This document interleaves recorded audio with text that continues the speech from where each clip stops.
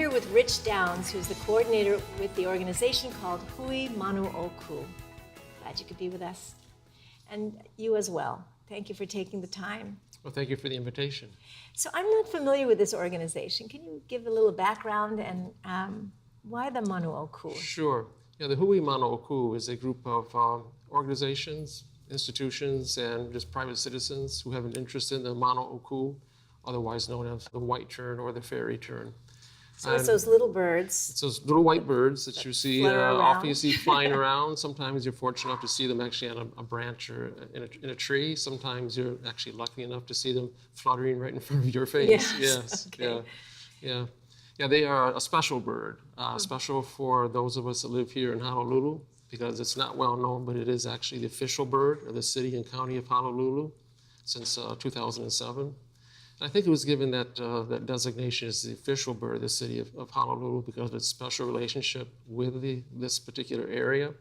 It's a fairly common seabird throughout the Pacific, but there's only one urban environment in the entire Pacific region where it comes ashore to breed, and that's right here in the Honolulu, Waikiki area. I know a little bit about the bird, just because it's in my neighborhood.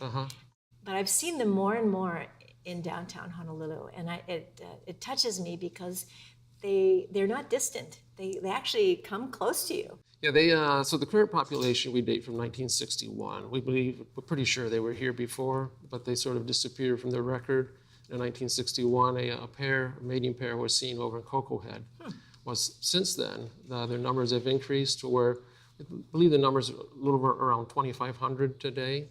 And they have expanded their breeding range. They come here to breed. They are migratory birds, but they come here for some reason to breed in the trees here in the Honolulu, Waikiki area. One of the reasons we think that they are here and not elsewhere in the major Hawaiian Islands and not elsewhere on Oahu, even though the species of trees that they prefer to breed in are available elsewhere, but they like the fact that we, the arborists, the tree trimmers, have improved the habitat for them by trimming the trees the way that they do.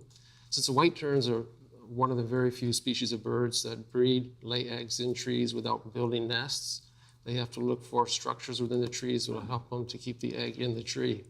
It turns out that the species of trees that they prefer are ones that when they are trimmed, nice little cups form the scar tissue, and that makes a place for them to lay their egg, makes it easier for them to keep the eggs in the tree. Now, did you grow up with these birds at all? Or? I did not. I'm from the mainland originally. I got acquainted with the Manu-o-Kū about 4 years ago. And as an amateur ornithologist and bird photographer, I enjoy getting close to and observing, watching, studying, photographing birds. That's usually a difficult challenge. It's often with birds, once you find them, about the time they discover that you were nearby and they see them, they leave, that's right? when they decide to fly someplace else.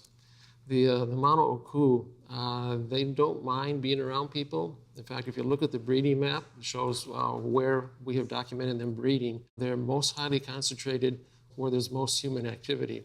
So they don't mind us being close. And when you are close to them, it's not unusual to actually be able to establish eye contact with the bird, and for the bird to return that eye contact with you. That doesn't happen very often in the bird world or the world of wildlife in general.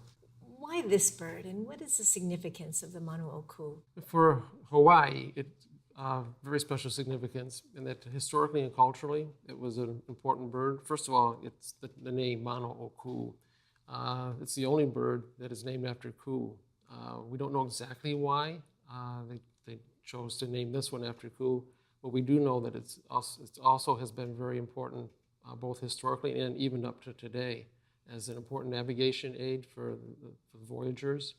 You can use celestial navigation and other techniques to find island groups, but to get from someplace out there far at sea to actually find land itself, you need other clues.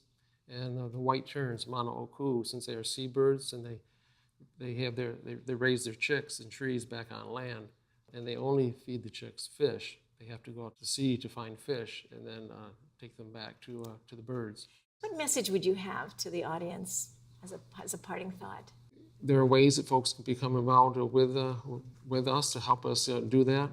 A number of different ways that they can do that. We have a website, www.whiteterns.org, where you can go there, learn all about what we're doing, learn more about the bird.